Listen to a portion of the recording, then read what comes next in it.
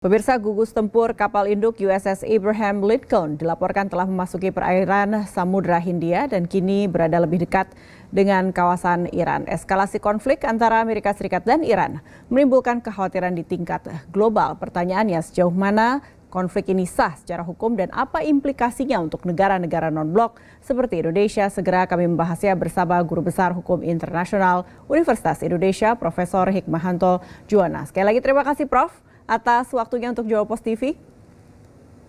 Terima kasih, Puri. Selamat malam. Terima kasih. Langsung saja di titik sekarang ini, apa sebenarnya yang diinginkan kedua belah pihak, baik Amerika Serikat dan Iran, yang tampaknya sulit sekali bersepakat? Kalau dari Amerika Serikat, menurut Trump, dealnya itu adalah tidak lagi akan ada tindakan opresif dari otoritas dari pemerintah kepada rakyatnya yang bernegosiasi. Sementara kalau dari sisi Iran, tentu dia tidak ingin adanya intervensi kekuatan asing, terutama sekali Amerika Serikat ataupun Israel. Tapi begini, esensi dari pihak Amerika Serikat adalah berharap akan adanya pergantian pemerintahan, regime change. Karena demonstrasi ini apabila terus difasilitasi dan semakin membesar, tentunya ini akan membuat pemerintahan yang sekarang itu tidak mampu lagi untuk diturunkan dan kemudian diganti. Diganti kalau harapan dari pemerintah Amerika Serikat ataupun pemerintah Israel oleh pemerintahan yang punya hubungan nantinya lebih baik dengan Amerika Serikat, dengan Israel, bahkan bisa seperti pada masa sebelum tahun 79, di mana antara Iran dengan Israel mempunyai hubungan baik. Dan tentu yang paling penting adalah bagaimana pengembangan senjata nuklir dari Iran itu bisa dihentikan. Jadi ini yang diharapkan. Tapi tentu dari pihak Iran, Iran tidak ingin adanya regime change dan tentu kalau tidak ada regime change, mungkin posisi dari pemerintah Iran sekarang adalah memang berhadapan-hadapan baik dengan Amerika Serikat maupun Israel. Bahkan diduga bahwa pemerintahan yang sekarang memang sedang mengembangkan senjata nuklir. Dan kalau senjata nuklir itu ada, itu sebenarnya diperuntukkan tidak untuk katakanlah negara di mana-mana, tetapi diperuntukkan untuk menyerang Israel. Nah, ini yang menjadi kekhawatiran bagi Israel. Seperti itu. Dan skenario apa yang mungkin terjadi dalam jangka menengah jika Amerika Serikat menyerang Iran dan kemudian Iran membalas? Saya mengutip dari apa yang kami dapat di redaksi bahwa senior member dari tim negosiasi Iran mengatakan 200% kami siap untuk membela negara kami. Silakan. Yang pasti adalah kalau Amerika melakukan serangan saat ini ke Iran, itu tidak akan sama seperti Amerika Serikat melakukan serangan ke Venezuela. Yang mungkin serangan itu hanya membutuhkan 300 menit, walaupun persiapannya mungkin sudah bertahun-tahun, bahkan juga dalam beberapa bulan sebelum dilakukannya serangan. Kalau dengan Iran ini, pertama mungkin persiapan yang bertahun-tahun tidak dilakukan.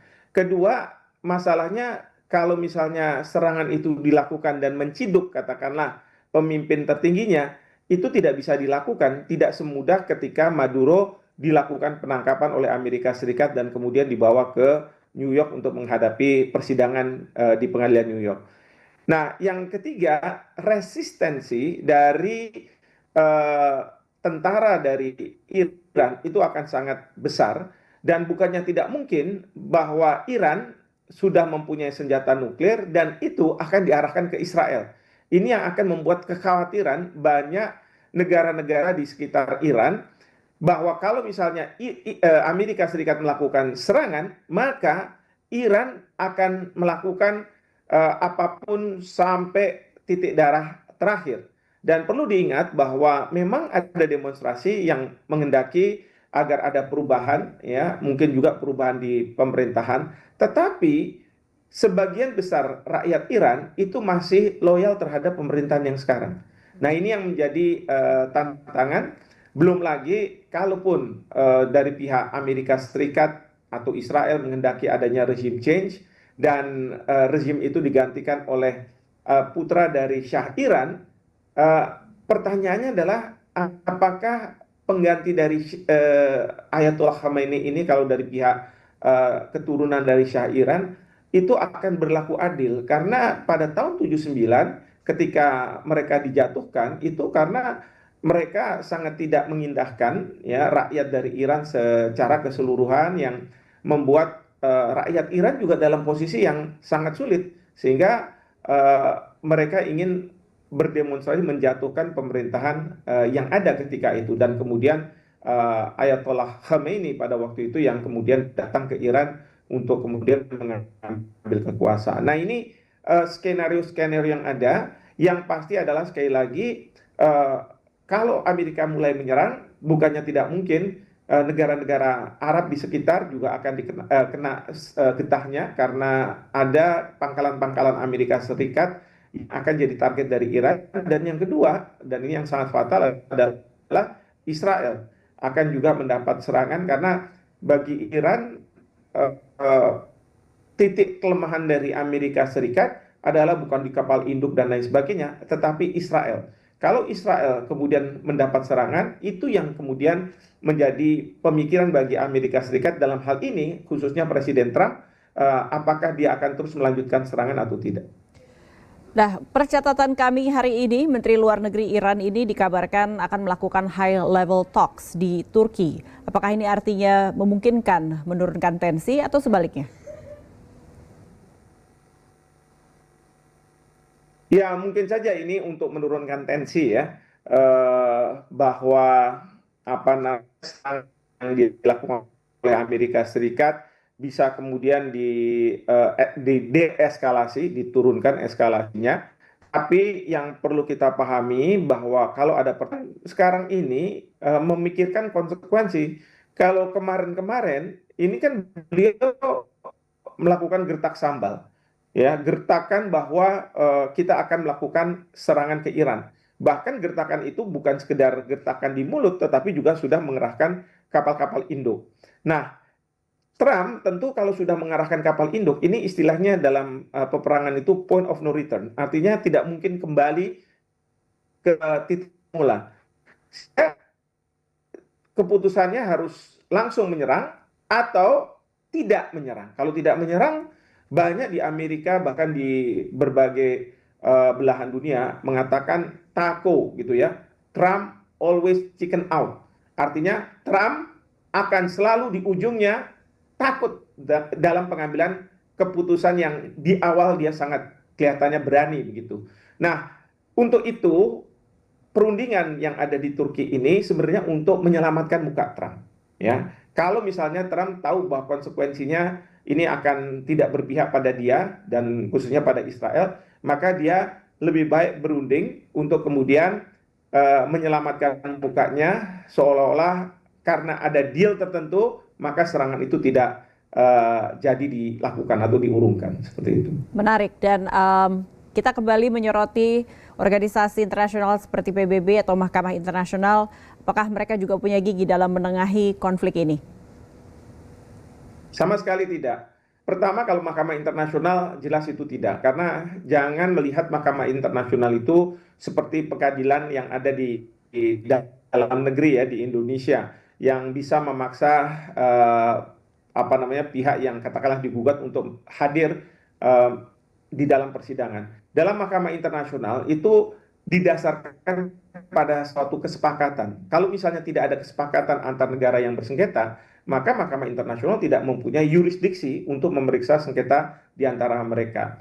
Terlebih kalau misalnya kita bicara tentang Perserikatan Bangsa-Bangsa, di mana di situ ada Dewan Keamanan PBB yang punya tanggung jawab untuk masalah-masalah keamanan dan perdamaian internasional. Nah, masalahnya adalah di Dewan Keamanan PBB itu ada Amerika Serikat sebagai anggota tetap, dan sebagai anggota tetap dia punya hak veto. Nah, bukannya tidak mungkin apapun resolusi yang akan dibuat di Dewan Keamanan PBB, kalau itu tidak berpihak kepada Amerika Serikat, maka akan di-veto. Sehingga apa? Ya, tidak akan efektif berlaku.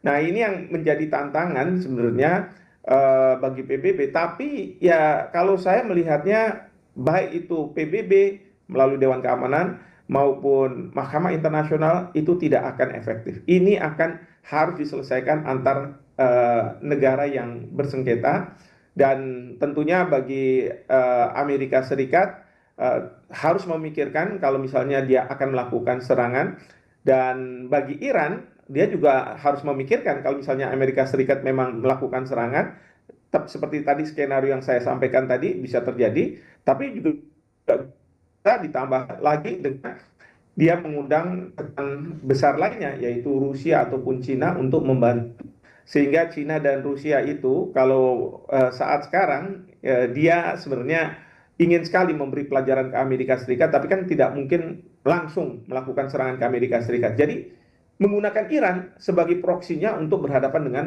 Amerika Serikat. Ya. Nah, tapi dengan catatan ya, kalau misalnya negara-negara ini nanti sudah turun dan kemudian menggunakan senjata nuklir, wah itu berarti dunia akan semakin dekat dengan Perang Dunia Ketiga, dan kalau senjata nuklir sudah berbicara, maka kiamat pun akan segera hadir ya, karena senjata nuklir ini walaupun kita jauh di Indonesia ini bisa terkena dampaknya. Sedikit saja, artinya pengabaian Konvensi Jenewa yang pernah disepakati tahun 1949 yang mengatakan bahwa warga sipil akan dilindungi ini tampaknya sudah goyah dan lemah ya? Sangat lemah. Karena apa?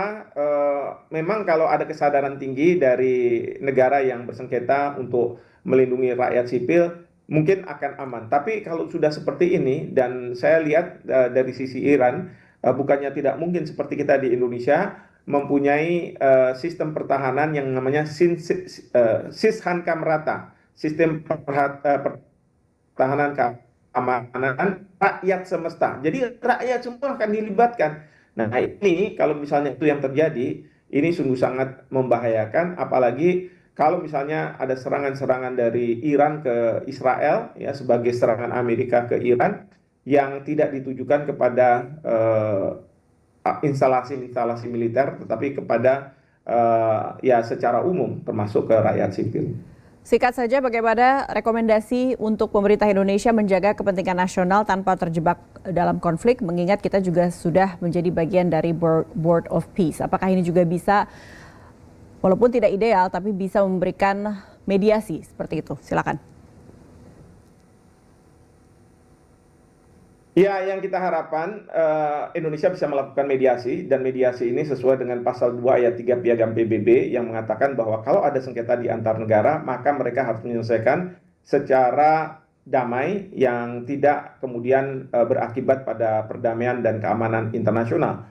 Nah, Indonesia tidak perlu lewat BOP, tetapi Indonesia sendiri melakukan yang saya sebut sebagai shuttle diplomacy, jadi diplomasi ulang-alik, di mana Bapak Presiden mungkin harus ketemu dengan Presiden Trump, ketemu dengan pimpinan tertinggi di Iran, kemudian juga ke berbagai negara di Eropa dan juga berbagai negara di Timur Tengah. Intinya adalah bagaimana upaya untuk mendeeskalasi konflik yang ada, dan diharapkan serangan dari satu negara ke negara lainnya dengan kekerasan, dengan kekuatan militer itu tidak terjadi. Seperti itu. Baik, terima kasih Guru Besar Hukum Internasional Universitas Indonesia, Profesor Hikmahanto Juwana. Sampai jumpa. Terima kasih.